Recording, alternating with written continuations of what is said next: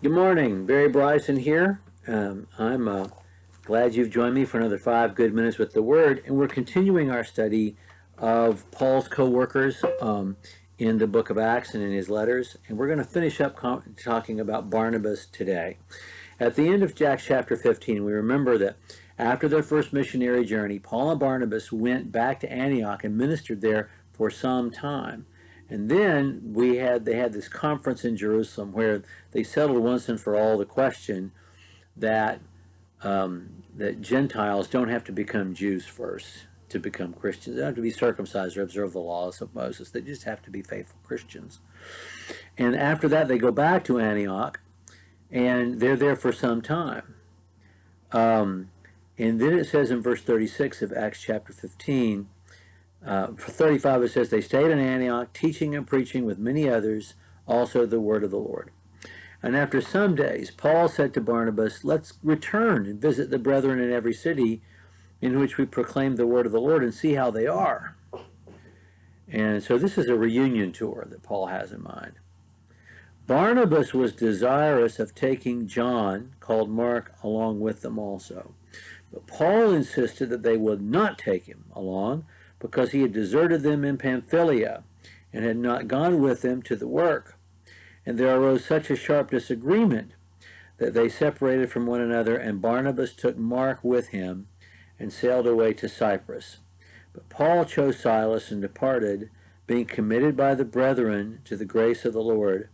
And he was traveling through Syria and Cilicia, strengthening the churches. So he's going to go back, Paul, and visit some of the congregations, but then this is going to be a much longer trip, and he's going to break new ground. So Paul and Barnabas are ready to go back, and this is Paul's idea. Let's go back, and let's visit these congregations. And Barnabas said, okay, well, we're going to take John Mark with us, but John Mark had left them, and we'll talk more about this when we talk about Mark later on. John Mark had left them early on in that first missionary journey when they went into the interior of Turkey. We don't know why, but he did, and Paul felt deserted. And Paul said, "No, I'm not taking him. I'm not taking him."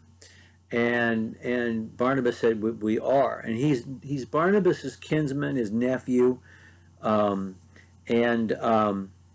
so they part ways over this. And Barnabas takes Mark, and they go to Cyprus. They start at Cyprus. We don't know what happens after that. But we do know that what happens after that. Paul takes Silas. We'll talk about Silas later on as well. Paul and Silas became acquainted with each other in Acts 15.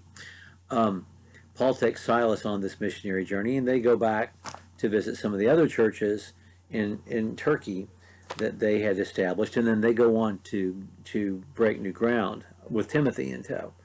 But that's for another conversation. We do know this. Barnabas was right about Mark. Paul was not right about Mark. We know this because Paul commends Mark to the Colossian brethren in Colossians chapter 4, verse 10.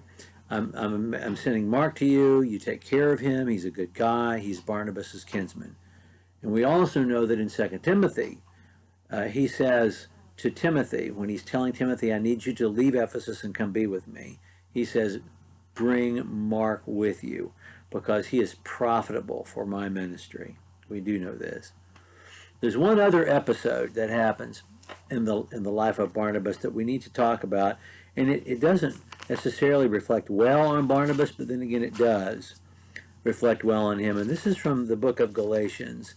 And in the book of Galatians, chapter 2, the Apostle Paul, in this book, and I think Galatians is the earliest book that he writes, the earliest letter that he writes. It's either Galatians or 1 Thessalonians, and I think it's Galatians, because I think this happens before the conference at Jerusalem. And he's writing to the Galatians who are falling into this trap of expecting Gentiles, to be Jews. And he talks about the time that he himself had to face down an apostle. And Peter has come to visit the work at Antioch.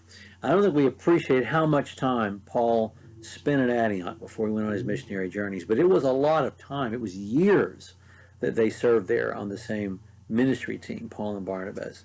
This work that Barnabas helped get established. And sometime during that time, there were men that came from Jerusalem, men that came from James, that felt like Jews and Gentiles could be Christians together, but they couldn't eat together. And he says, when Cephas came to Antioch, I opposed him to the face, because he stood to be condemned. This is chapter 2, verse 11. For prior to the coming of certain men from James, he used to eat with the Gentiles. But when they came, he began to withdraw and hold himself aloof, fearing the party of the circumcision. And the rest of the Jews joined him in hypocrisy, with the result that even Barnabas was carried away by their hypocrisy. But when I saw that they were not straightforward about the truth of the gospel, I said to Cephas, in the presence of all, if you, being a Jew, live like the Gentiles, and do not live like the Jews, how is it that you compare the Gentiles to live like the Jews? So we have one apostle getting into another apostle's face. And Peter would subsequently, I believe, in 15, as well as James, admit that they were wrong about all this. But in the moment, and I always love the fact that for some reason Paul never calls him Peter. He calls him Cephas. I don't know why. Why does he call him Cephas? Cephas, Caphe's head, you know. I don't know why he does that, but he does. He never calls him Simon. He never calls him Peter. He calls him Cephas. But he says, even Barnabas. It's like, I can believe it about these other guys. I can believe it about Peter. But even Barnabas, really? Really? I was left alone to speak the truth by everybody? Not even Barnabas stood up with me on this? And it tells you just the high esteem that he holds Barnabas in.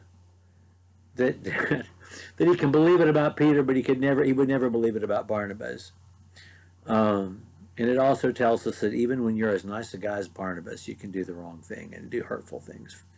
And we're all going to be saved by the grace of God or not at all. The last time we hear Barnabas' name spoken is in chapter 4, verse 11 of the Colossian letter, when Paul is commending Mark to the Colossians. And he calls him Barnabas' kinsman. And that's the last time we hear Barnabas' name. We don't know what happened. We don't know if Barnabas is even still alive.